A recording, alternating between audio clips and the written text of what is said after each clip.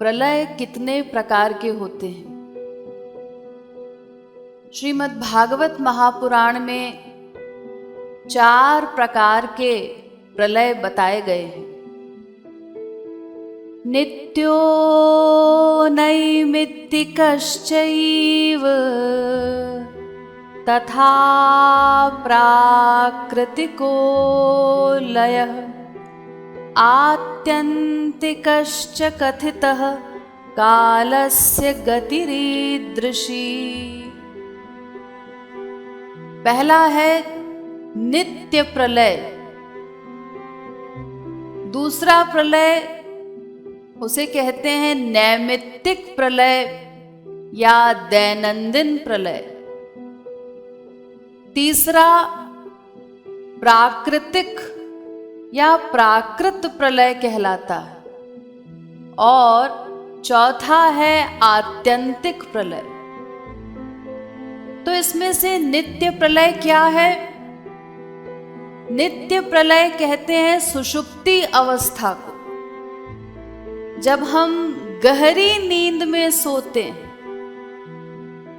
इतनी गहरी नींद कि जिस कमरे में सोए हैं उसी कमरे में चोरी हो गई और हमें पता नहीं चल पाता, और उठकर हम कहते हैं अरे प्रलय हो गया, गजब हो गया, वहीं सोए थे और हमें कुछ पता ही नहीं चला।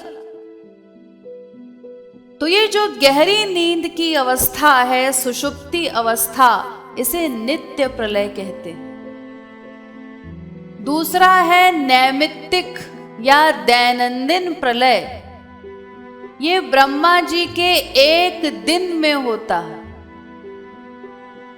ब्रह्मा जी का एक दिन यानी 12 घंटे जब समाप्त होते हैं, जब उनकी रात्रि होती है, ब्रह्मा जी सोने चले जाते हैं, उसी प्रलय को नैमित्तिक प्रलय कहते हैं। तो ब्रह्मा जी का ये दिन कितना बड़ा होता है, इसको भी संक्षेप में समझ लीजिए। 4,32,000 वर्ष का कलयुग है। अभी कलयुग को प्रारंभ हुए केवल 5,000 कुछ वर्ष ही बीते। कलयुग से दुगना द्वापर युग बताया गया है, यानी 8,64,000 वर्ष का द्वापर होता है, और कलयुग का तिगुना यानी 12,96,000 वर्ष का त्रेता युग होता है, और कलयुग का चौगुना यानी 17,28,000 वर्ष का सतयुग होता है। तो ये जो आयु बताई गई है चारों युगों की, तो इस प्रकार ये 4 युग 71 बार बीत जाएं, कलयुग फिर द्वापर, सतयुग, त्रेता, द्वापर, कलयुग, फिर से सतयुग, इस प्रकार ये जो चतुर्युगी है ये 71 बार बीत जाए तो एक मनवंतर होता, और ऐसे 14 मनवंतर जब बीत जाएं, अभी 7 मनवंतर बीते हैं, 7 मनवंतर अभी बाकी हैं, तो 14 मनवंतर जब बीत जाते हैं उसको एक कल्प कहते हैं। वही ब्रह्मा जी का एक दिन होता है 12 घंटे का। तो इस एक कल्प के बाद जब ब्रह्मा जी सोने जाते हैं, उनकी रात होती है, उस समय ये नैमित्तिक प्रलय होता है, यानी जितना बड़ा उनका दिन उतनी ही बड़ी उनकी रात्रि, उतने ही समय तक के लिए प्रलय होता है।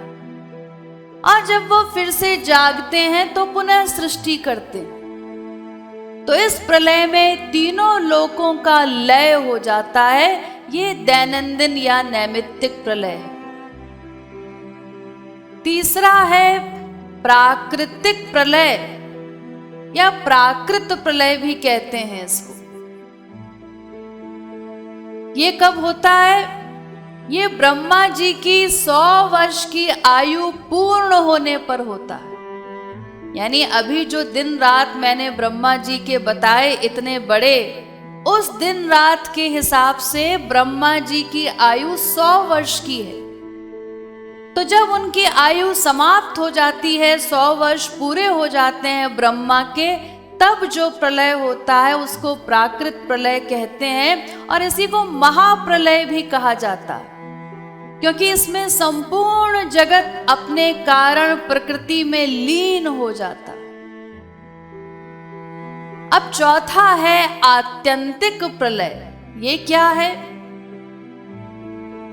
जब किसी ज्ञानी की माया निवृत्ति होती है और वो ब्रह्म में लीन हो जाता है, उसे मोक्ष प्राप्त हो जाता है, तो कैवल्य मोक्ष की इसी स्थिति को चौथा प्रलय यानी आत्यंतिक प्रलय कहा जाता है।